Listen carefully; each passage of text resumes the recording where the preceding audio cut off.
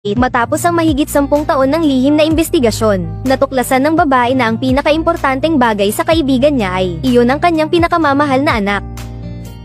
Kinabukasan, hinanap ng babae ang anak ng kanyang matalik na kaibigan. Bata, gusto mo bang kumain ng candy? Bawal akong kumain ng candy ni mama, pero wala naman ang mama mo ngayon.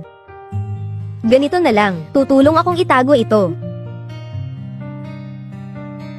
Sa totoo lang, isang pintor ako. Narinig ko, na kamakailan ay naghahanap para sa iyo ang nanay mo ng guro sa pagpipinta ng oil. Sabihin mo sa nanay mo, na maging guro mo na lang ako. Okay lang ba, kung ako ang magiging guro mo? Araw-araw ay may makakain kang candy. O, kahit na pinalitan na ng babaeng may masamang intensyon ang pagkatao ng babae, may ilang likas na talento na hindi mapapalitan. At ang babae ay mayroon ng napakataas na talento sa sining mula pagkabata pa lamang. Sa murang edad ay naging isang magaling na estudyante sa kolehiyo ng sining. Ngunit ang matalik na kaibigan, para maitago ang kanyang kawalan ng kakayahan sa pagpipinta, ay hindi nag-atubiling sinadyang saktan ng kanyang sariling kamay, at nagsinungaling na hindi na siya muling makakapinta. Ang hindi inaasahan ng babae ay ang kanyang anak, ay labis na mahilig sa pagguhit, kaya't naghanap siya ng guro ng sining ng lihim. Hindi niya alam na ang babae ay ginamit ang pagkakataong ito, upang magtagumpay at makalapit sa babaeng may masamang layunin. Sa rekomendasyon ng batang lalaki, pagkalipas ng 10 taon, nagkita muli ang babae at ang kanyang matalik na kaibigan. Ang